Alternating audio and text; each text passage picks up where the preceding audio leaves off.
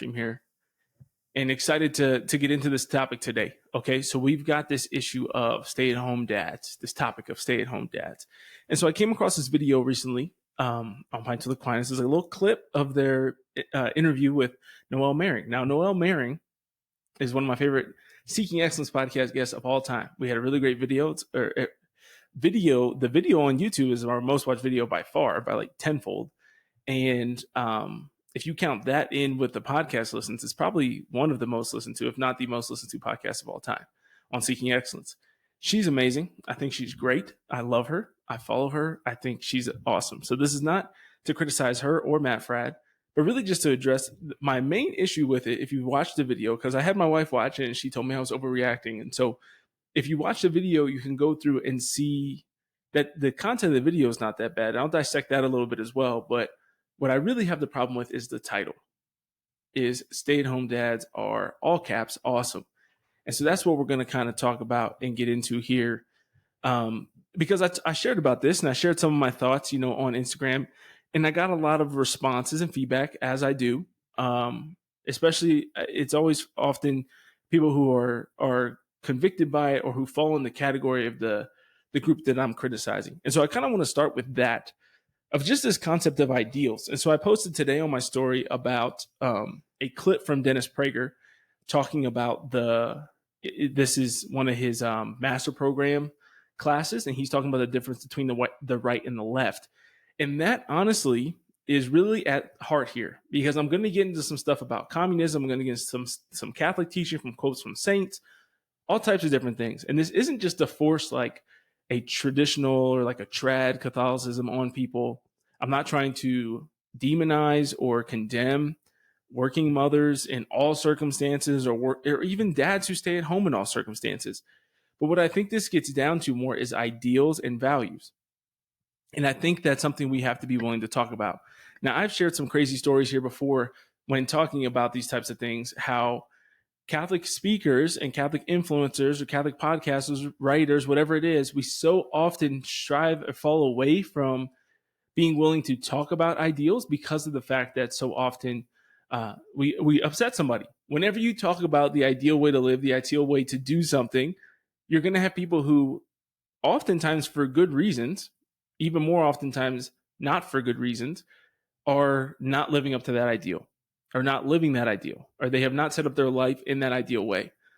And it's not going to apply to everyone. That's a difficult thing, right? Like we could say that the ideal is some type of physical fitness. Well, some people are physically handicapped. So does it not? So what about them? Are we saying that they're less than? No. But we have to stop acting like there's not an ideal way for us to live for the vast majority of humans. And this is why I always say that my stuff, I think, applies to seeking excellence. I don't think it applies if you're living in extreme poverty in a village in China. I don't think it does. There's aspects of it that do, right? You should still seek holiness. You should still seek God. You should still seek to be great and excellent in your relationships. But there's a lot of it that doesn't apply to them. And that's okay. Like, it's okay to be somewhat exclusive. It's okay. And exclusive doesn't mean better. It just means that it excludes other people. And there's things that apply to them that don't apply to us. And so we have to start to think that way. And every time you talk about this, there's always some one-off that comes and says, well, my dad was a stay-at-home dad and we all turned out great. Or my husband stays at home and what are you saying, or whatever. And it's like, dude, maybe you're figured it out. Maybe you're the exception. But that still doesn't mean that we shouldn't coach and encourage our young people to follow what we consider to be the ideal, or to strive for that ideal, or to aim for that.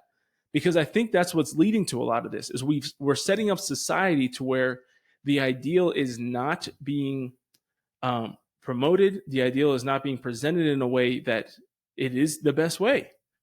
And why? Because we can't ever say that. And this leads, if you listen to my podcast today that came out on the Eucharist and on how the Eucharist separates us, you hear my story in there where I talk about this. I talk about the need for us Catholics to be willing to say, hey, we are different. Different doesn't mean that we have to be better in every capacity. Doesn't mean we have to be better in every single way. But it does mean that we are, in fact, different. And the things that we believe are different than the things, if you're Protestant, that you believe. And those things are not minor. They're not minor details that got kind of lost in translation. These are major things, the Eucharist being the first and foremost of those things. And so we've lost all courage and ability to say that. This is also why my most recent in-person talk that I gave on capitalism. Why are we afraid to say that that's better than socialism? Most people can't defend it and say that it's a better system. Why can't we explain and argue why America is a better country than most countries? Why was the American Revolution better than the French Revolution? It was. It objectively was, and you can tell by the fruits that it creates. And that's what we're going to see today is some of the fruits. Now, a lot of this, we don't know that many people with stay-at-home dads. We're learning more and more about it. Now, some of the research is going to include, some of the research now that we already have, which is little, but in the future is going to include a decent proportion of them being same-sex couples, where one of the dads decides to stay at home after they've adopted children, right? So that's going to be part of it. It might skew it a little bit, but I'm curious mostly, obviously, about heterosexual couples, people in actual marriages who have decided to choose to live this way. And so getting into the more of the details of the video itself. The video itself is really answering a question of somebody who typed in a chat and asked them a question about this. And the person asked, basically, am I a bad husband and father because I stay home and take care of my wife who is ill? Now, to me, that doesn't even count as a stay-at-home father. And I think this will apply for both genders. I don't think that if you have a child who's sick at home, to me, that's a different category. Like you become, like, caretaking has become your primary role. To me, a stay-at-home X or Y, mother or father, is somebody who has made the decision, made the choice, like pretty much freely, right? You freely made the choice to stay at home with your family. Now, again, I also would say that this doesn't necessarily mean that the person doesn't work, right? That that you have to make $0 of income in order to qualify as a stay-at-home mother or father. I don't think that's true either. I just think that it's a changing of priorities where during the day or the vast majority of your time, your primary concern is for the things of the house. That's your spouse, your children, the cleaning, the cooking, the things of the home. Those are the internal things. Then you have the external things, which are things like making money and some of the things out there in the world, right? And you're basically changing your priority from one of those to the other. Now, I do think it's the ideal for one parent to have their priority be the internal stuff, right? Somebody's got to be the main overseer of that. I think that you see a lot of, I can't imagine how much it contributes to a divorce rate that you have parents who are both focused on the external stuff and then see the internal stuff as extra work, as overtime, right? That causes a lot of issues, a lot of pain in marriages. And so this kind of goes back to a question that I got oftentimes or from a lot of people that gave me feedback on social media is, well, is it better to be in daycare or to have a stay-at-home father? Is it better? And the way that I would rephrase that question is, well, which is worse? To have a stay-at-home dad or to be in daycare? It's like, well, especially before the child is 3, I can post this. I'll share this on Locals as well. A recent podcast from The Spillover with Alex Clark, who's one of my favorite conservative influencers and podcast hosts, even though she's like super girly and ridiculous. She did a podcast recently with this woman that talked about how daycare should be a last resort, especially up until the age of 3. And she's got background and research and all the stuff that she gave, and I'm not going to recap that hour-long episode. You should go watch it or listen to it. But I think to say what's worse, a father or daycare, a stay-at-home father or daycare, that to me is not better than saying what's best.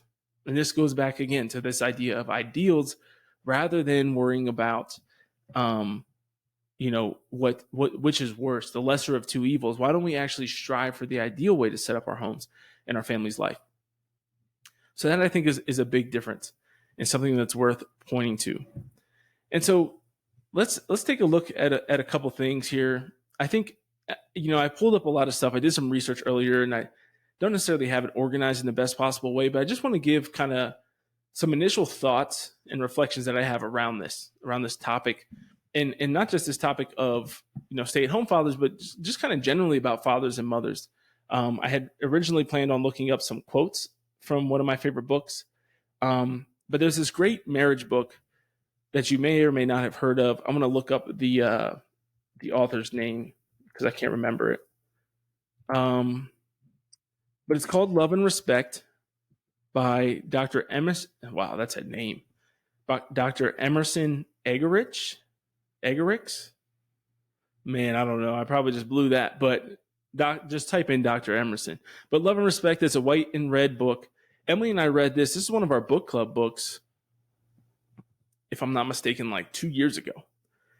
And so really enjoyed it. And one of the kind of main things about this book, this theme, the title, right, Love and Respect, is both a father and a mother, both a husband and a wife want love and respect, but their primary driver is different.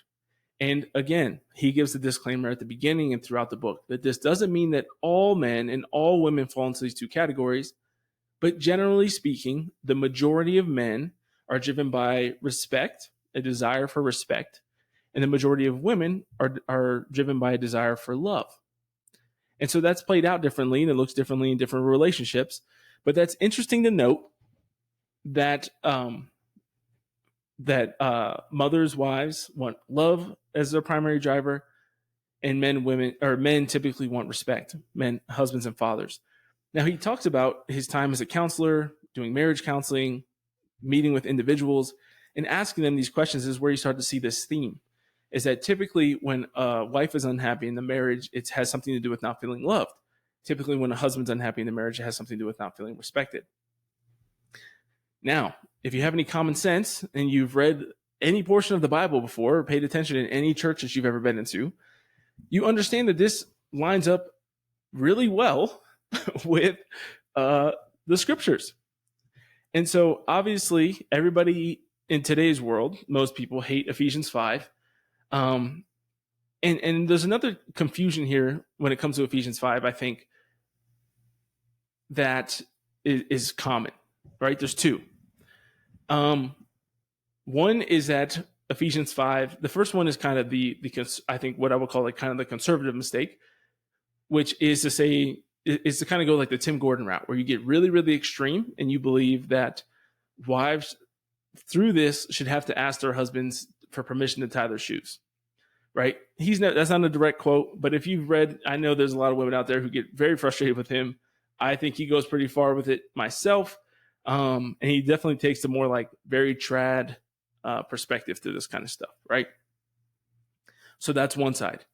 The other thing that partially I've learned from Tim Gordon is that this is the more progressive mistake when interpreting or reading Ephesians 5 is we act like some people will approach this the same way that the LGBTQ community approaches homosexuality in scriptures, where it's like, oh, these old-fashioned people, they take one verse and they think that it means everything. And we're like, wait a second. It's not one verse. It's multiple verses, different parts of scripture, Old and New Testament, where this is reiterated. And it's been the church teaching throughout history. So this is something that I think is really important. And some of the quotes I want to get into later are going to be quotes from different. You often hear in these discussions, especially women will bring up in disagreeing with scriptures. They'll bring up quotes from Saint Edith Stein or what's the other one? What's her name? I can't think of the other Catholic writer from the 20th century. Her name she's so popular. Wrote a decent bit of like Catholic social teaching stuff. Her quotes from Pope Francis, quote from St. John Paul II. And it's not that we should just disregard those because they're recent, but we ignore centuries of quotes from popes and saints and scriptures that sometimes can contradict those things, or at least ought to be taken in consideration and balance with one another. And this is where I feel like a lot of feminism has entered into the church, where you have this situation where we only want to look at these last 100 years of things that saints are not even always saints, but different quotes from people that empower women and encourage women to go out and be out in the world, be out in the workforce, to be equals with their husbands rather than to see the husband as the head of the family. And that I think is really interesting. I think to take the very recent things and ignore the centuries of church teaching, one, I think and ignore parts of scripture that you don't like. One, it's not Catholic. That's a Protestant thing to do. Two, it's not traditional, which all Catholics are called to be charismatic and traditional. You're ignoring old ideas for the sake of new ways of the world.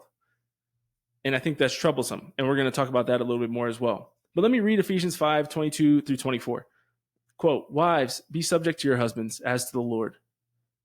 That's a huge sentence. "Wives, be subject to your husbands as to the Lord.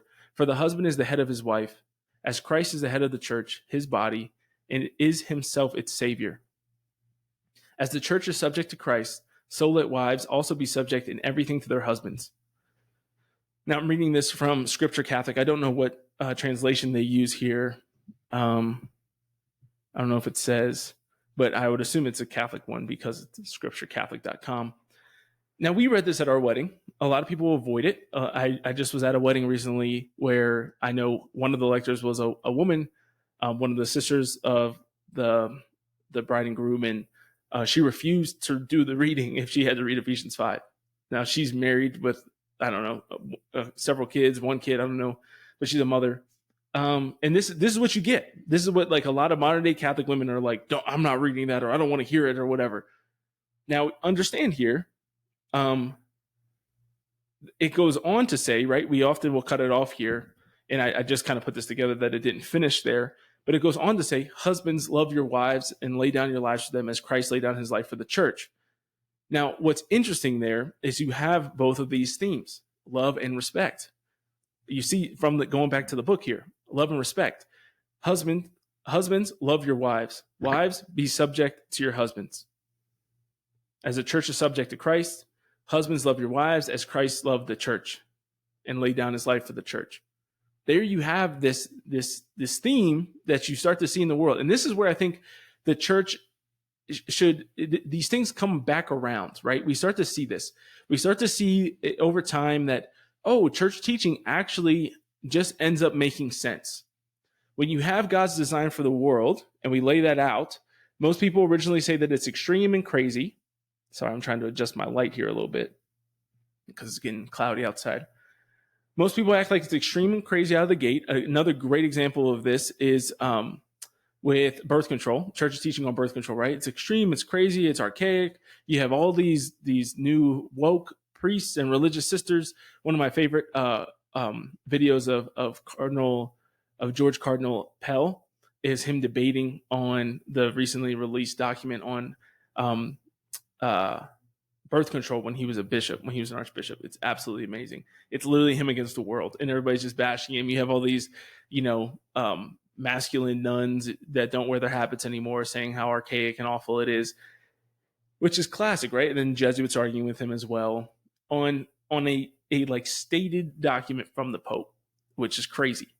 But this is what happens, right? Is you start to have that, and then over time we start to see divorce rates go up. We start to see all these out of births out of wedlock, and you start to see the absolute damage that hormonal birth control does to the female body over time. And so we just start to see, actually, it's just a better way to live. The church's way to live is just a better way to live. It's like the God who created the universe and everything in it gave us kind of a guidebook of how we should structure our lives. And when we listen to it, things go better. We're happier, more fulfilled, and everything kind of just works out a little bit better. But we still fight against it. We still look at this and we say, I don't want to hear it. And so again, this isn't going to be a podcast about wives being submissive. But what I'm trying to frame for you is that this idea of love and respect, it's central to who we are as man and woman. And it goes back to the book of Genesis, I believe, and the creation of man and wife, of man and woman. And then it also goes and runs throughout the scriptures. Now you'll see here again, Colossians 1:18. I'm just going to read a few of these because I'm going to bring home this love and respect point, but I just want to hit on a couple more because, again, I think this is a huge lie that people are told and believe that, that's just Ephesians 5, where God says this, where scripture says this. Colossians 1:18, wives, be subject to your husbands as is fitting in the Lord. Titus 2:5, wives should be submissive to their husbands that the word of God may not be discredited. 1 Peter 3, verse 1 and 2, likewise, you wives, be submissive to your husbands so that some, though they do not obey the word, may be won without a word by the behavior of their wives when they see your reverent and chaste behavior. Going on in that same chapter, St. Peter says, so once the holy women who hoped in God used to adorn themselves and were submissive to their husbands, as Sarah obeyed Abraham, calling him Lord, and you are now her children if you do right and let nothing terrify you. So boom, in Isaiah 3:12, this site says that the prophet laments. So Isaiah the prophet laments about how women were usurping the authority of men during the height of Israel's covenant apostasy. Yeah, and then it goes on to also say about husbands, love your wives, do not be harsh with them. Let each one of you love his wife as himself. 1 Peter 3:7 says, likewise, you husbands, live considerately with your wives, bestowing honor on the woman as the weaker sex, since you are joint heirs of the grace of life, in order that your prayers may not be hindered. Because men are the spiritual fathers to their families, God revealed through St. Paul that women should be silent in church and not usurp the roles God intended for men. And that, I think, is something that's really important there. Not usurp the roles that God intended for men. And so then it goes on to quote a bunch of different parts of Scripture, 1 Corinthians, 1 Timothy 2, that talk about those parts of, men and women's roles in church. And then you got tradition, in different church fathers who talk about these types of things. And so, yeah, so let's think about that. So we have that, right? And I think it's my whole point there is to say that I view it, and from what I've understood and what I've gathered, learning about this a lot, because it's been something that's really important to me, because I felt like I did not have a good system of this or good example of this growing up, like many of you haven't, right? And so you're trying to figure this out. You're trying to figure out, how do I be a good father and husband? How do I be a good mother and wife? And it's very difficult, right? And it's a challenging thing. Once you have a child, you hold that child in your hands, you realize you're the person who's primarily responsible for them, for their upbringing, for their soul, for their life and well-being. It's a lot of responsibility. And so I tried to figure out what's the best way to do this. And so what I've come to understand, and what I think has been true in my life and what I've seen, is that the father is the head of the family. The mother is the heart of the family. The mother supports, nurtures, cares for the child, both literally and metaphorically, both physically and spiritually and emotionally. And the mother helps to create the space, creates the environments. That's what women really excel at, typically, is they create environments, right? And so that's what typically happens. The father is the head, is supposed to direct, discipline, be head of discipline, be head of leadership and directing the family, providing a vision for the family of where they're supposed to go, and really serves as the primary role model for the child, both for sons and daughters. The way that this often is played out is mothers most deeply want to be loved. Fathers most deeply want to be respected. Fathers, because I think kind of naturally, because of the absence of going to work, and that could be short periods, that could be out in the field, that could be, of the farm, on the family farm, or it could be working from home, whatever it is. There's this actual, like, kind of a short distance, right? This kind of aspect of absence makes the heart grow fonder. I think that that's true in the relationship with a father and his children. And so you have this natural thing that happens where, because of that absence, there's this excitement when dad comes home from work. There's this desire to please him, right? When you get hurt or you're sick, you typically want to be with your mother. When you have something, I think in the ideal circumstance, when you have something you're really proud of, you want to share that you accomplished, you want to share that with your father, right? This is why you see a lot of athletes this way. When they lose, you want to be with your mom, right? But when you win, we just watched the last episode of Quarterback. You see this beautiful moment where Patrick Mahomes and his dad, Patrick Mahomes Sr., are crying in each other's arms because they just can't believe he just won the Super Bowl again. And it's amazing. And it's like, that's what it is, right? But when he loses, he probably wants a hug from his mom. And I think these are natural things, that this is not something that is just traditional. Like, I mean, you see this all of the time, right? This is something that has been true throughout human history, largely. And I don't think that's just because we had this idea of toxic masculinity where men couldn't share their feelings. I still think that men can share their feelings. They can embrace some of these feminine aspects, right? Of openness, of supportiveness, of being loving and kind and gentle. But ultimately, that's not their primary role. If you have undisciplined kids, that's because of the father. If you have kids that don't know how to love and be kind and be gentle, that's largely because of the mother. Now, both of them can ruin that for the other person, right? The dad can be a good disciplinarian and have a mom that's letting them get away with everything. The mom can be very gentle and loving. The dad could just be an asshole, and it's still going to ruin every thing that the wife tries to produce in the kids, all that virtue. And so you have to work together. You have this shared mission, right? As I mentioned in the comment below, and I think they described very well in the video, to give them credit. I think they described it very well that you have a shared mission to raise the family. Your primary roles in that, I think, ought to be different. And that's what I think is really, really key. And so you have these shared roles, you have this joint responsibility, but the roles are different in how you play that out, right? Your primary responsibilities. So just like if you want to play, say, offense and defense, right? A quarterback and a linebacker, a point guard and a center. You're on the same team, but the point guard runs the plays, the center executes the plays, and you're both in charge of winning, but you have different responsibilities, right? And so I don't know why that's so bad to say. I don't know why it's bad to imagine that we're not interchangeable, that one can't do the other as well as the other should be able to. In most circumstances, I mean, and we've even seen this just in having a dog, as far as being a disciplinarian and who the dog wants to go to when she's hurting or sad. She goes to Emily. It's just a natural thing. When she knows she's in trouble, she tries to avoid me. But then there's also this desire that she has to want to play with me, to make me proud. She listens to me more because she enjoys, even when I'm not mad, she listens to me because she enjoys seeing me be pleased with her. She enjoys more getting the treats from me. She enjoys more getting the pats and the pets from me when she does something good. And that, I think, is a very natural thing. And I don't think we need to fight against that. I think we ought to work with it. And I think love and respect gives a great outline for that. And so I think we have to start to abide by that and understand it.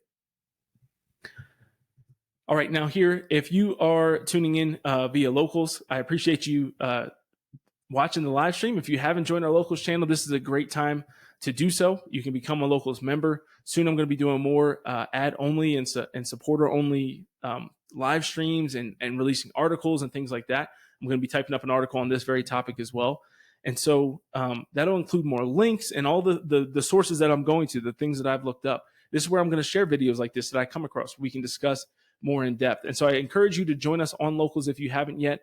You can become a subscriber for as little as $10 a month. And as I keep saying, I have a little swag package I'm coming out with soon for some of my subscribers.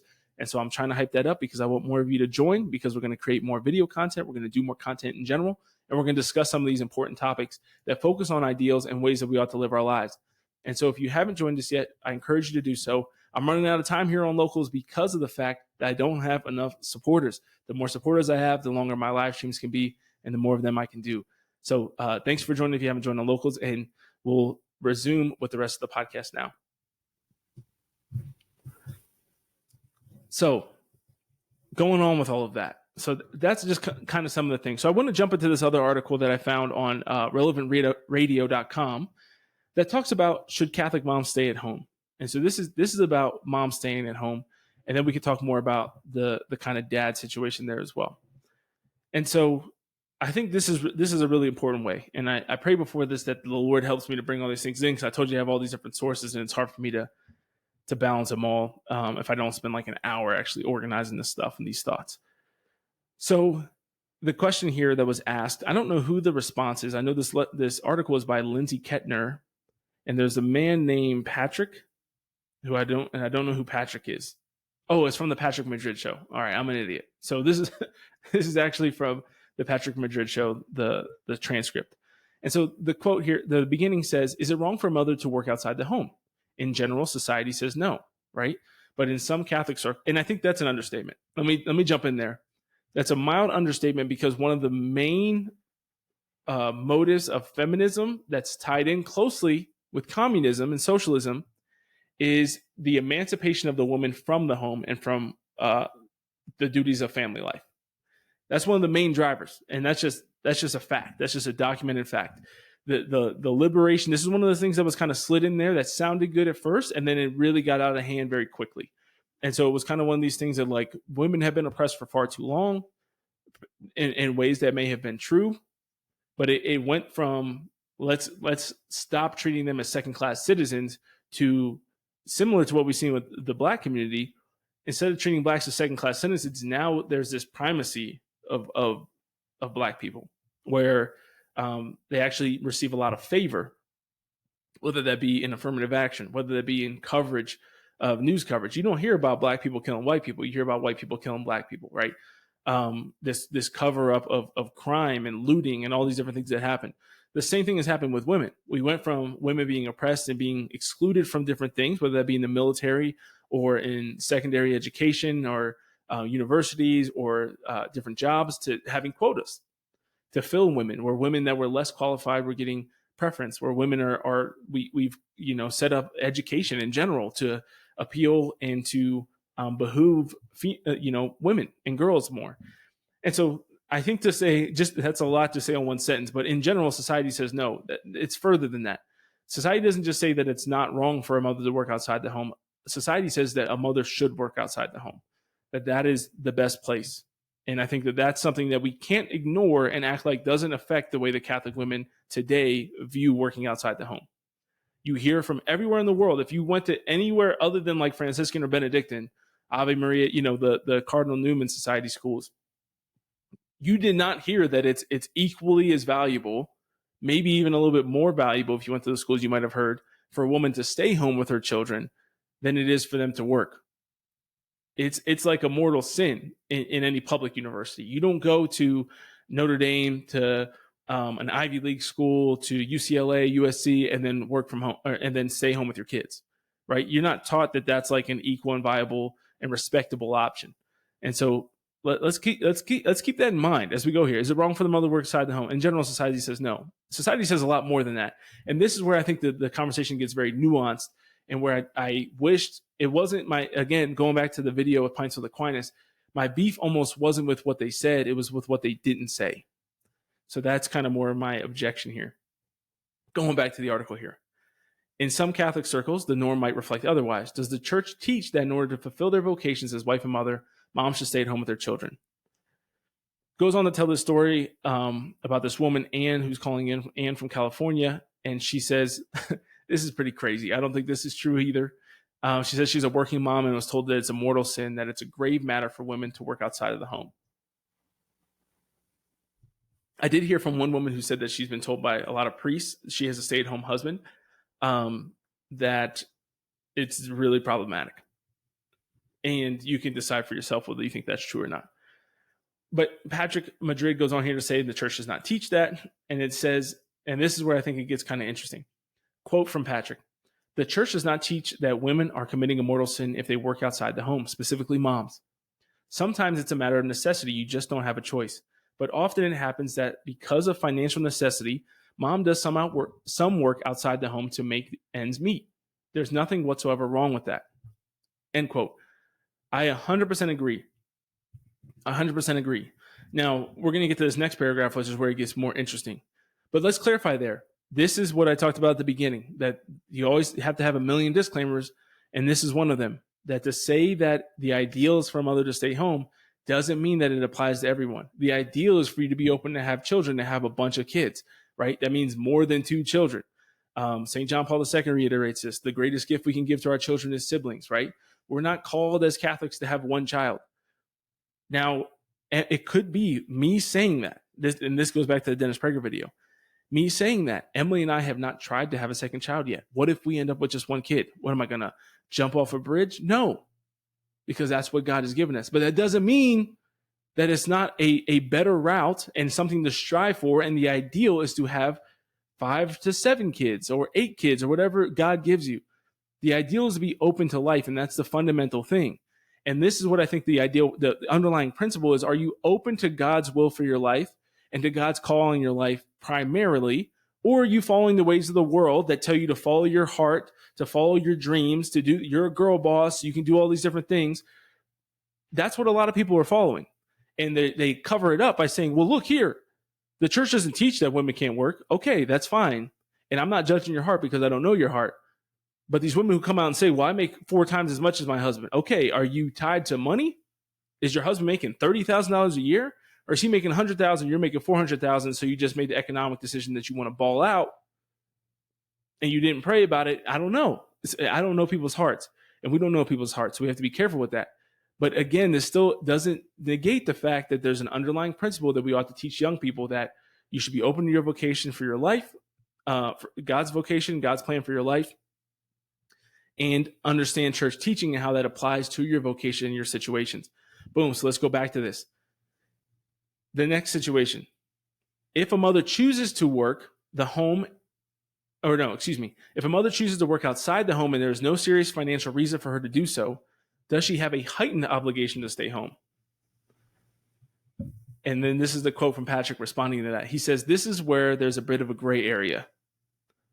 The church does teach as a general precept that parents are obliged, and we have this serious duty before God to do everything we can within our abilities and to the extent that we know better, to do everything we can to see to the upbringing of our children. Then he says, if there was a situation that there was a detriment to the kids by mom being absent from the home, and there's no need for her to be out there working, as you said, financially there's enough money, and there's a detriment to the home now, right? If she was working for whatever reason, they had enough money and there's a detriment to the home. So if home life is suffering, the kids are getting into mischief, things are slipping and sliding, yeah, then you can make a case that, this is just not the right decision, and I don't really have a just reason for doing this, especially in light of the problems that are creeping into the home. Yeah, then there would be a case, but it wouldn't be targeted specifically on working outside the home, but a neglect of one's duties. And this is where you have to discern, you have to figure out your own situation. This is where it comes into play, where it's like, okay, your husband, you make 4 times as much as your husband. Is your husband making $25,000? You're making $100K? Or is your husband making $80K and you're making, $320, just balling out the wazoo? Because you can live on $80K in most places. And so it's like, are you really doing what's best, or are you justifying your situation based on your own heart's desires? This is where we have to discern, and we have to make these decisions, right? Saint Gianna Moll is one of my favorite saints. She's the patron saint of working mothers. She was a mother and a doctor. She was amazing. And so it's not to say, none of this is to say that you absolutely cannot do it. You cannot make it work. It cannot happen. But I think what we have to see here is what is God actually calling us to? What does the church say about this? And then what are the actual outcomes of having stay-at-home fathers, right? So I did a little bit of worldly research there as well. And so this all kind of came to mind to me actually from this Netflix show. Oh man, what was it called? It was like How to Get Rich or something like that. There was this like Indian dude, at least he looked Indian. He's Indian American. But he would go around and basically assess different people's situations. And he had some crazy shit. I really enjoyed it. Then it started getting woke, where like there's like 3 episodes where you had like just ridiculous people on there. And I wasn't that interested in it. But the one episode that was really interesting was this stay-at-home dad and this mom. And they were living in like Southern California, and she was balling, man. She was making like 400, 500K a year. And he was like a teacher or something. So he just stayed at home, and they raised their 2 kids. And if I could create a poster child for an emasculated man, this would be the one. He was white and she was Latina. And I mean, the dude was just depressed. It was just sad to watch him. He talked about extensively how he felt like since he stopped working, she was not able to see, as some men struggle with this too, but I think less so, where the working mom was unable to see the money she earned as joint money.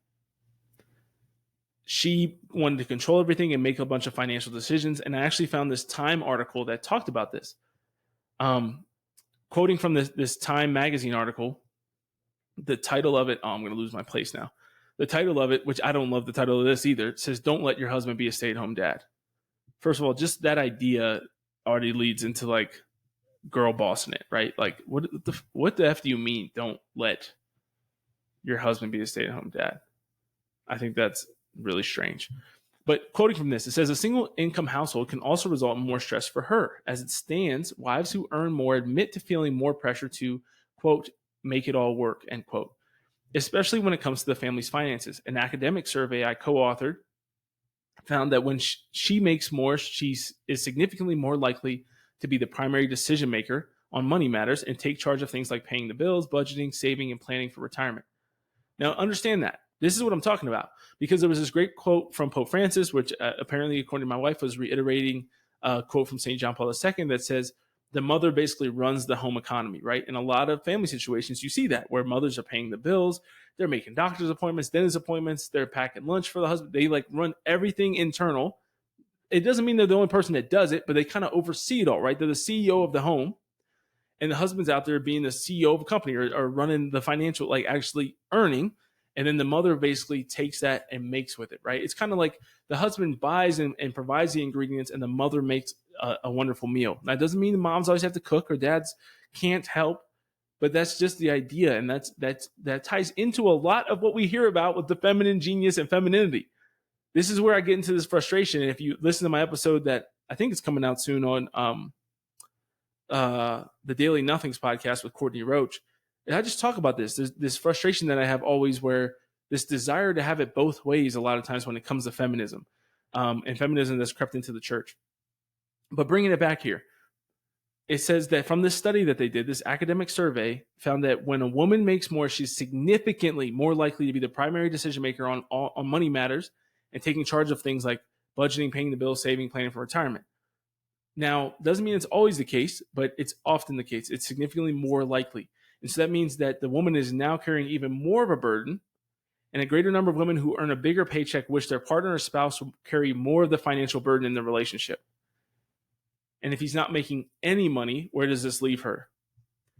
And so this I think is a very important aspect of this. Is what does this look like? Are we actually wired to work this way?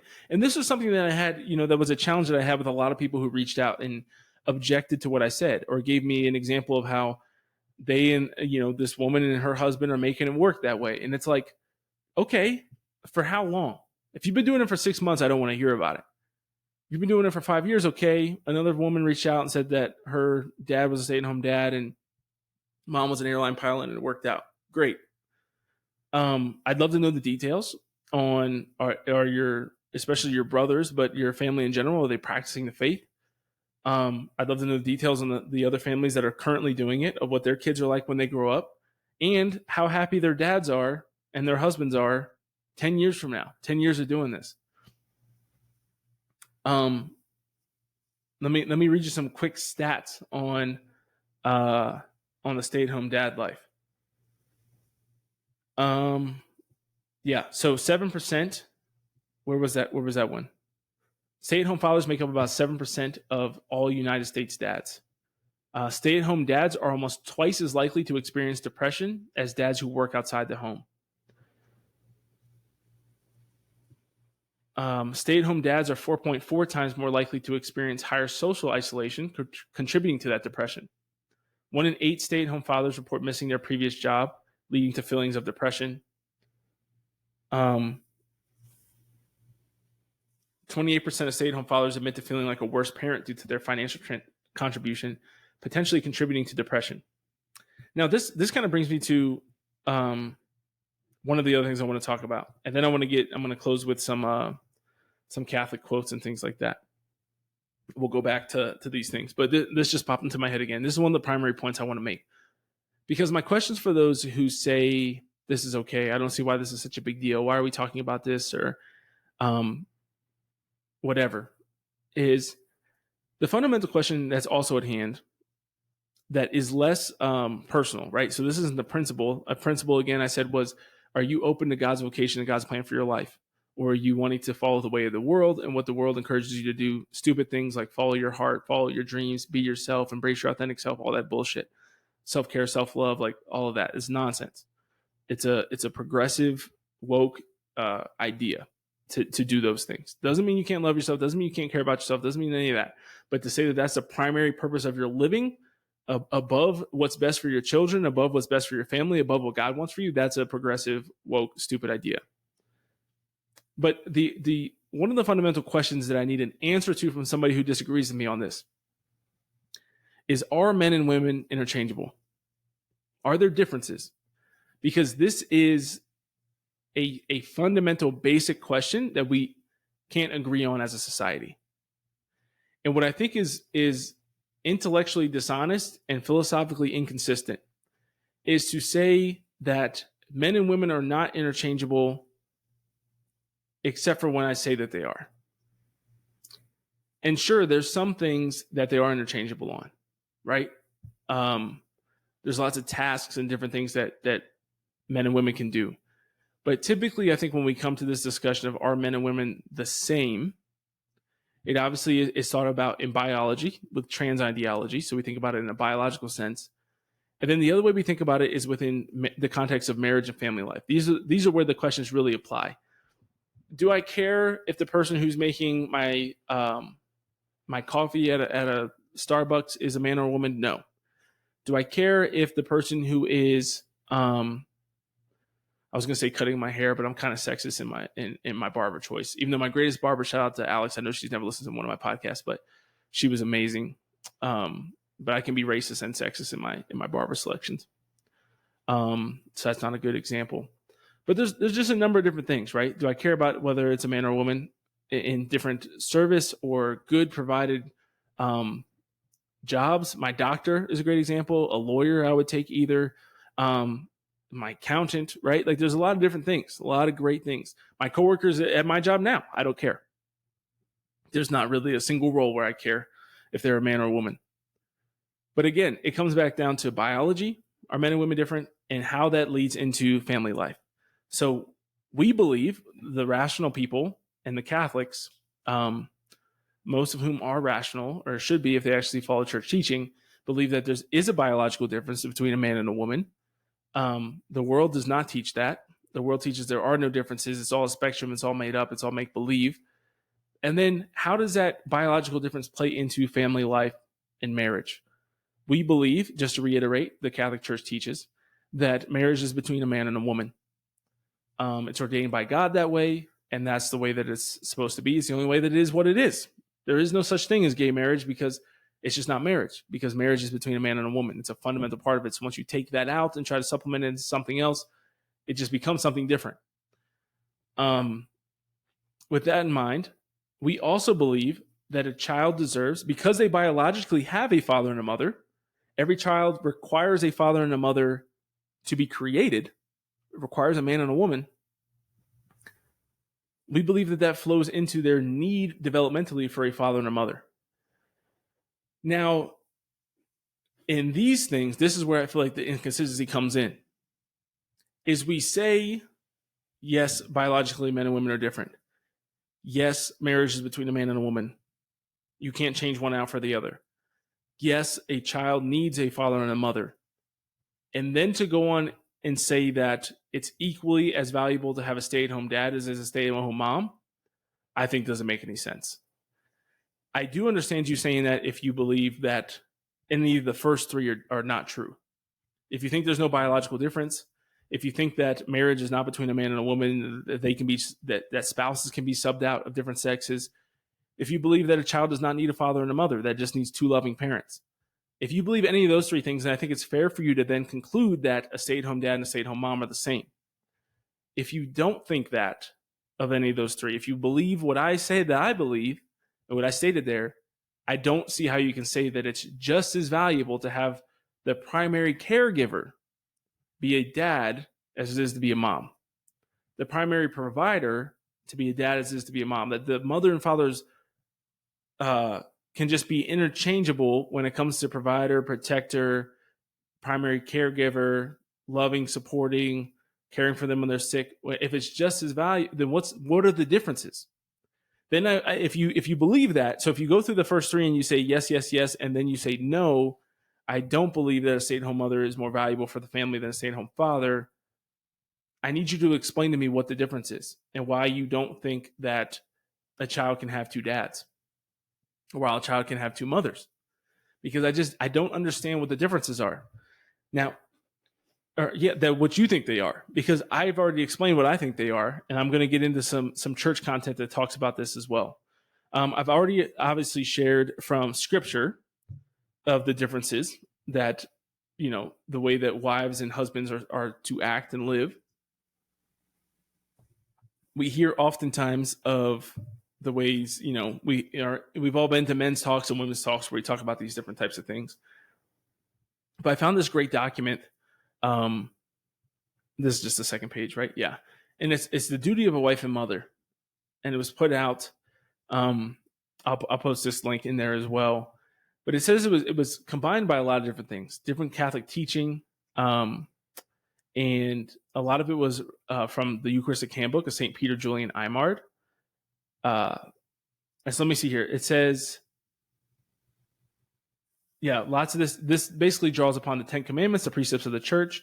This is a summary of social duties of a wife and mother according to reliable moral handbooks and catechisms, but principally from the writings of St. Peter Julian Eimard, right? And then it quotes scripture. It quotes St. Augustine. It quotes, I'm going to start here with a quote from Pope Leo XIII.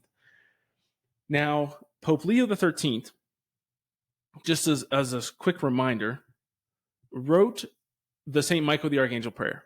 And he wrote it after he had a vision of basically the 20th century, of the great wars, of feminism, of abortion, of all the ways that the world was going to basically fall apart. And so I think that this ties into that, right? Like this is a part of that. This idea that we've interchanged the sex, we've made the sexes interchangeable. The fact that we have started to believe that women should value their careers more than their children, that their careers should get their primary focus and attention. I think that's backwards. And again, just to give another quick disclaimer here, because it came to mind, is if you're a working mom and you stay at home, like Emily now is working, because of where we're at financially, we live in a very expensive area. She is going to be working part-time from home. And I think that's great. And I consider her a stay-at-home mother. Why? Because Jordan is her primary responsibility each and every day. Each and every day. It's not a secondary thing where she's got to worry about where she's taking them for daycare and picking them up later and doing all those things after she works 8 hours a day. Her primary responsibility is him, and her work fits in around that schedule. She doesn't fit Jordan in around her work. She fits her work in around Jordan. And that's a difference, right? And that to me is a stay-at-home mother. And our ideal and our goal, whether we have to move somewhere cheaper or we make more money, hopefully, is to stay in Denver and to have her working or be full-time from home, especially, again, while our children are young, up until age 3 to 5. Then if we choose to send them to a great Catholic school, then we might do that. If there are no great Catholic schools in our area, like there are now, if we move somewhere else, then she would homeschool them. And she might homeschool even if we have a great Catholic school. But that's another kind of goes back into the detriment idea. When we're working, when women are optionally working and you're sending your kids to weak-ass, watered-down Catholic schools, to me, that's a problem. That's where you start to get into the realm of, are we actually making the right decisions? Are we actually prioritizing the right things? If the woman doesn't need financially to work and you're sending your kids to bad Catholic schools just to check the box and say, like that is all kinds of problematic, and is the reason why the church is the way that it is now. We should stop funding and sending kids to bad Catholic schools that don't teach Orthodox Catholicism. Now, I want to jump down because going back to Pope Leo XIII, I'm actually going to read another section here because I think this is really important. This comes from Women, the Bulwark of Civilization. It says, in the 1600s, Our Lady of Good Success foretold to Venerable Mother Mariana of Jesus that the 20th century would see a loss of faith, morals, and good customs. Again, this is in the 1600s, going 300 years or 250 years before Pope Leo XIII had his vision of the 20th century, where the world would lose its shit.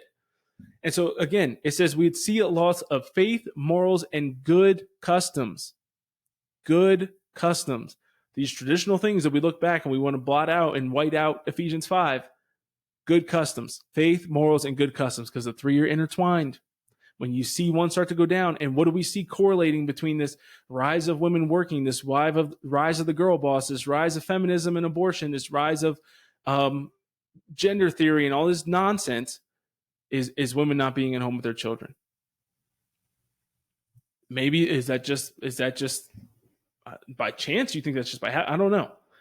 Then it says it says today we see her prophecies have come true. What remains of Christian Western civilization is being attacked on every side and systematically destroyed. Christian mothers must remember, therefore, that in every society it has always been the faithful women who uphold the standards for good manners, customs, and morals. These are values which mothers, more than any other, hand on to their children. This is the stuff that you can't have both of. You can't be going around quoting the Fulton Sheen the great Fulsheen quote about the society rises and falls to the levels of its women, you can't hold this beautiful quote here. These are values which mothers, more than any other, you have this supremacy in the ability to hand on these virtues to children and then say, oh, but dad can just do it. This is what drives me nuts, is I'm willing to admit there's things that mothers are better at. Very few people are willing to admit there's things that fathers are better at. I think fathers are better at being the disciplinarian. I think fathers are better at being the role model and the person that the kids want to look up to and please and strive to be like. That, I think that's just true. I don't see why that's bad to say that men are better at that. And the best way to have that happening is for the man to be the provider. Going back to the quote here, these are values women are able to elicit from men and society simply by conducting themselves in a respectful and modest manner which demands reciprocation. Thus, the recovery of Christian civilization so desperately needed today will begin and be sustained by the Christian woman and mother, the heart of every family and home and country. The heart of every family and home and country. Now, I wish I could find this beautiful reflection that it gave on Our Lady, because he talked about it, this article talked about at some point of the Blessed Virgin Mary and her accepting her humble role, which was hidden, but the most important role of any human that's ever lived. And this, I think, is that's just so important. I can't find it because there's just a lot of words in these pages, but guys, I just think that's so important. I do believe that this is true, and women, instead of believing that the way to accomplish that and to achieve that is through the tradition and the way many have created and born and raised saints over the centuries, instead is to go out into society and work and be a part of culture in that way. And so, and then we're sending our kids to weak, watered down Catholic schools and raising another generation of lukewarm Catholics while mom is out trying to save the world. It just seems so backwards to me. Going back, Pope Leo, the Pope that had the foresight, that had the foreshadowing, that had the prophecy of the 20th century. This comes from the article. With great wisdom, our predecessor, Pope Leo XIII, teaches, quote, the man is the ruler of the family and the head of the woman. But because she is flesh of his flesh and bone of his bone, let her be subject and obedient to the man, not as a servant, but as a companion, so that nothing be lacking of honor or of dignity in the obedience which she pays. Let divine charity be the constant guide of their mutual relations, both in him who rules and in her who obeys, since each bears the image, the one of Christ and the other of the church. St. John Chrysostom adds, observe again that Paul has exhorted husbands and wives to reciprocity. To love, therefore, is the husband's part. To yield pertains to the other side. If then each one contributes his own part, all stand firm. From being loved, the wife too becomes loving. From her being submissive, the husband learns to yield. We each have things to teach each other, and they're not the same things. And that's okay, and it's a good thing. We can go so far as to say that it's a good thing. Now, I want to go back to this. Let divine charity be the constant guide of the mutual relations. Now, I think it's just so interesting as you see the rise in divorce rates. You see in this last sentence, that was what hit me. It says, since each bears the image, the one of Christ and the other of the church. What did we see? What have we seen also in this same time period where we start to ignore Ephesians 5 and the wisdom of St. Paul, St. Peter, other parts of scripture that talk about love and respect, that talk about husband and wife, that talk about their exclusive and important roles in family life? What else have we lost? We see this as one bears the image of Christ and the other the church. The husband is Christ, the woman is the church, the head and the body of Christ. Together as one, but a headship and a submissiveness. What have we also seen? The church stop being submissive to Christ. This rise in Protestantism. Is there any reason why in Protestantism you see the girl boss, you see female pastors leading churches, you see all these different things? We usurped. We're back in Genesis. We're back at the fall of man, where woman has usurped the role of man, and we find ourselves in just utter disarray. And then you see these same Protestant churches are thinking that they're working to fix the culture, to bring God back into the culture, while we're operating directly contrary to God's word. It's madness, and it's maddening. So yeah, I just want to hit, just to kind of wrap things up here. I just want to read a couple of the Instagram, feedback that I got. And one says, St. Edith Stein wrote in her essays on women that it's vital for women to have the opportunity to study and apply their gifts and all that in order to fulfill God's will for them. And it says, I think this ultimately takes priority over sociological or customary situations of a man being the one to provide and a woman primarily being at home. Again, it's not just sociological or customary, like, and then of course the woman says, of course, statistically, more women are unhappy if they're the higher earner in the family. This shows that men have an invaluable position in family life to provide and care for their wives. I don't even know what to say. There's outstanding situations, but you just made my point. Women are less happy if they're the higher earner. That's even with two working parents, two working spouses. I think we just need to reshift and reshape the way that we view family life. And when we do that, I think we're going to get closer to God's plan for us. We're going to see a change in the world. And so would love to hear your thoughts on this. Of course, if you thought this was valuable and you enjoyed it, please share it with somebody else. Have this conversation with people. These are the things we need to be empowered to have, the conversation we need to be empowered to have, the statements we need to be empowered to make, to say it doesn't mean that women are less than. I don't view Emily's role in our family less important than mine. And we both are called to hold each other to a high standard in our individual roles. But our roles are different, and we're better at different things. It's just how God designed us to be. We're not designed to be the same. And when we can embrace that, we can encourage young men to say, hey, you're not just some worthless shit that has to fill in the gaps and try to fit in wherever you kind of can. Fit in where you can. Because you're a girl boss of a wife, man, she can do it all. She can do it all. She can have it all. And that's one thing I think the Alex Clark episode on the spillover really hit on really well. They said that women can be everything. They can have everything, just not all at the same time. Because you're not going to be an absolute crush it at your career and be an amazing mother. You're not going to work 50 hours a week and get ahead financially and career-wise and be an amazing wife and mom. I saw this absolutely horrendous video. Let me see if I can find this real quick, because I want to bring this up. I shared it with, I sent it to Emily, and she was dying. And I might do a freaking post about this too. Let me see here. Need to share. Where are my videos? I'll just play this. We'll just listen to it together. This was some crazy, crazy stuff. Oh no, did it go away? Dude, I think the woman deleted it. Damn. Yeah, because I don't see it. I wonder if she deleted it. That's crazy. She must have, because I know I saved it. At least I'm pretty sure I did. But it was basically, so it was this recording of this woman saying that your kids only need 20 minutes a week. Your kids only need 20 minutes from you a week. She said she talked to some mother that was complaining or saying that she felt too stretched thin and was like, I'm trying to give all this time to my kids and be there for my children. And she was like, well, how much time are you spending with them? And she said, oh, I found it. Maybe I didn't save it. I'm an idiot.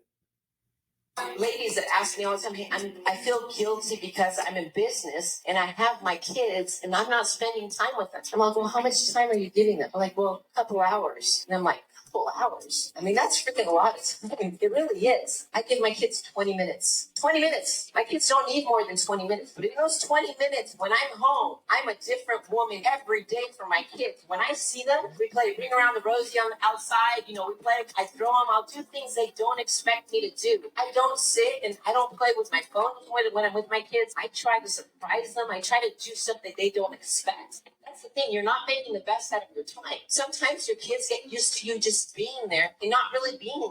I have ladies. I mean, wow. Now that woman is a bad mother. And it's okay to say that. It's okay to say if you give your kids 20 minutes a day, you're a bad mother. Fathers are obviously called to do more than that in their children's lives. Imagine the delusion. This is the results of feminism. And people don't want to say this. People want to acknowledge it. People want to say, oh, but there was good aspects of feminism. I'd love to see them. I don't know I don't know how, I don't know where they are. I'd love to see it. Um, I mean, in the United States, I'm not saying that, there's obviously a lot of countries where there are significant human rights violations of women, that I think are really tragic. I don't know how many of them are really true or applicable here in the U.S. Maybe I'm just not informed enough of the plight of women, but um, I mean, that's some wild shit. 20 minutes. And she bragged about playing Ring Around the Rosie and putting her phone down for 20 minutes to spend time with her children. Now, again, we don't get to see for 20 years whether her kids end up being crackheads and whatever, but pray for them, pray for the kids, because it's just, this is where society is leading, and we have to be able to put a stop to that. And I've seen it. I've heard from different, I've seen the stretch of mothers who are working and trying to balance their career, where they're making a lot of money and be there for their kids. I've seen ones who put up boundaries and try to make a stark contrast and really set the time where they can have, a couple hours in the evenings with their kids. But I've also just seen, as a theme of my life, this isn't a hard and fast rule, this isn't a judgment on anybody's spirituality, but I've seen a lot of my friends, as they grow closer to God, especially as they go deeper in Catholicism. I'm not talking about my Protestant friends. I'm talking about deeper growth in Catholicism as they grow closer, especially to the Blessed Virgin Mary, and just understanding the Eucharist and the Catholic faith. Hustler moms who were making big money, that were very successful, that end up deciding, I want to stay home with my children. That thought this was never even a possibility in their lives, right? Could never imagine themselves in college, high school, whatever, thinking like, oh yeah, I'm going to be a stay-at-home mom when I grow older. You have your women like Emily who dreamed of that when she was 10, right? But lots who did not, that as they go closer and deeper in their faith, want to stay home with their kids. What do you see on the opposite of that? Many women who become very career focused and become primary breadwinners often fall away from their faith, that they drift away. This isn't 100% alignment, but this is generally true. And I've just seen it as I moved out here in Denver. We see a lot of families with stay-at-home moms. I was never on this train. This is another thing that people miss. It's like, I was never like, oh, I want to date and marry a woman. Literally prior to meeting Emily, this was not a criteria for me.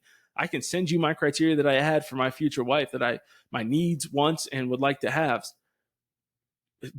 Wanting to be a stay-at-home mom was not on the list, not even on my radar, dude.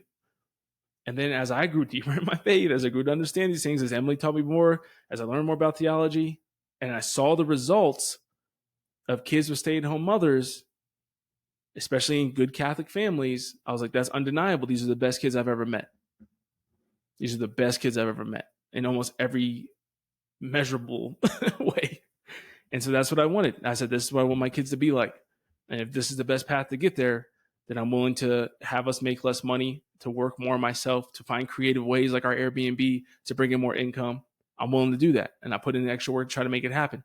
And that's what I think is my responsibility as a husband and father. And so, hey, great talking with you all today. This one went super, super duper long. But I love you. Thanks for listening. If you disagree with me, that's okay. You can still keep listening to the podcast. We're going to disagree sometimes. That's part of life.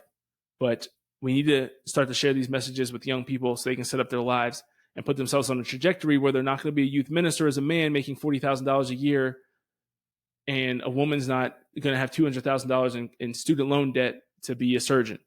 Like, it's okay to tell people, like, hey, maybe aim a little bit differently. Maybe if you're a really driven woman, maybe find something that would be pretty flexible, that you could work from home and do other things. It's not bad to start thinking that way when you're in high school and into college, so you can make some decisions that make it easier to do that. All right. Hey, thanks for listening. God bless you. Continue to fight hard. As always, be your best. God bless.